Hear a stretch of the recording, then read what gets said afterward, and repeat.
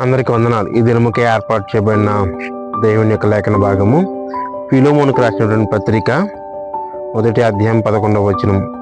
అతడు మునుపు నీకు నిష్ప్రయోజనమైన వాడే కానీ ఇప్పుడు నీకును నాకును ప్రయోజనకరమైన వాడాయను. సో అపోస్తుడైన పౌలు ఫిలోమోనుకు రాస్తున్నాడు ఈ పత్రిక. ఎందుకు రాస్తున్నాడంటే, ఫిలోమోను దగ్గర పనిచేసినటువంటి వ్యక్తి ఎవరంటే ఒనేసిము. ఈ ఒనేసిము అనేటువంటి ఈ యొక్క వ్యక్తి ఏం చేశాడంటే, ఫిలోమోను ఇంట్లో పనిచేస్తూ బంగారాన్ని, కొంచెం ద్రవ్యాన్ని దొంగతనం చేసి అక్కడి నుంచి వెళ్ళిపోయినట్లుగా చూస్తాం. వెళ్ళిపోయినప్పుడు అతడు పట్టబడ్డాడు, దొంగ కాబట్టి పట్టబడి పౌలు గారు ఏ చెరసాల అయితే ఉన్నాడో ఆ చెరసాలలోనే ఈ యొక్క ఒనేసిము అనేటువంటి వ్యక్తి ఉన్నాడు. ఒనేసిము అనేటువంటి ఈ వ్యక్తి ఉన్నప్పుడు, ఒనేసిము అంటే ఈ యొక్క వ్యక్తి, ఒనేసిము అనేటువంటి ఈ వ్యక్తి పౌలు గారి దగ్గర దేవుని ఒక మాటలు విని యేసుక్రీస్తు ప్రభువారిని సొంత రక్షకునిగా అంగీకరించాడు.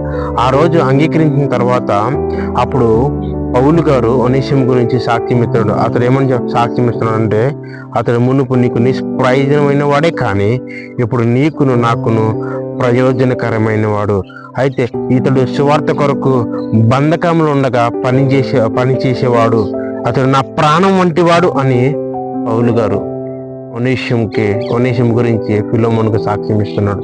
సో అంటే జీవితం, ఈ యొక్క వార్త విన్న తర్వాత ఒనేసిము తన జీవితాన్ని మార్చుకుని దేవునికి అంకితం చేసుకున్నాడు. మనం కూడా ఈ యొక్క సత్యవాక్యము మనకి ప్రకటించబడినప్పుడు మనం కూడా ఈ యొక్క మాట విని దేవునికి ఇష్టలుగా మనం బ్రతుకుదాం.